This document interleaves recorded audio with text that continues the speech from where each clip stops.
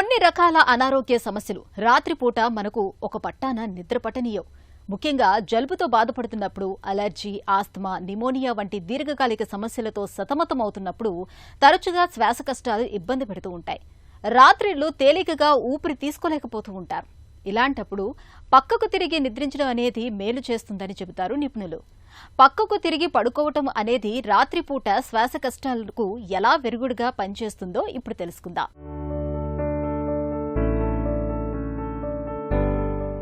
రాత్రిపూట నిద్రించే తీరు మనందరిలోనూ ఒకే తీరుగా ఉండదు.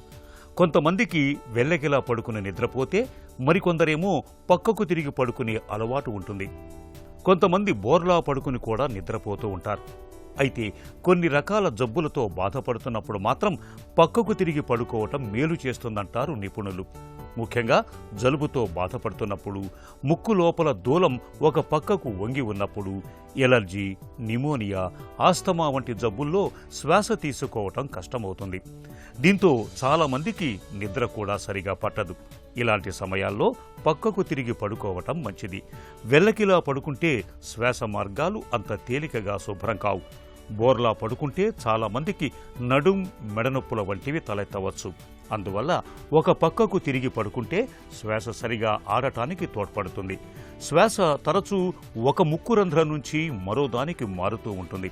బిగుసుకుపోయిన ముక్కు రంధ్రం పైన ఉండేలా పక్కకు తిరిగి పడుకుంటే చాలాసార్లు ఉపశమనం కలుగుతుందని నిపుణులు చెబుతున్నారు.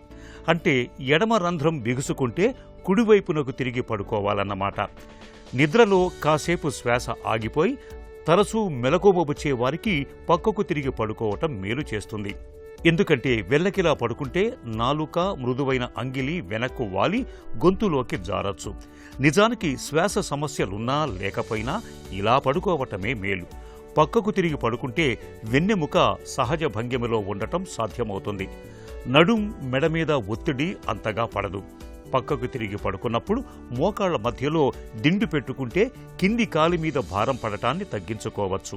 ఒకవేళ వెల్లికలా పడుకున్నప్పుడు శ్వాస తీసుకోవటం కష్టంగా అనిపిస్తే తల కింద కాస్త ఎత్తైన దిండు పెట్టుకుంటే హాయిగా ఉంటుంది.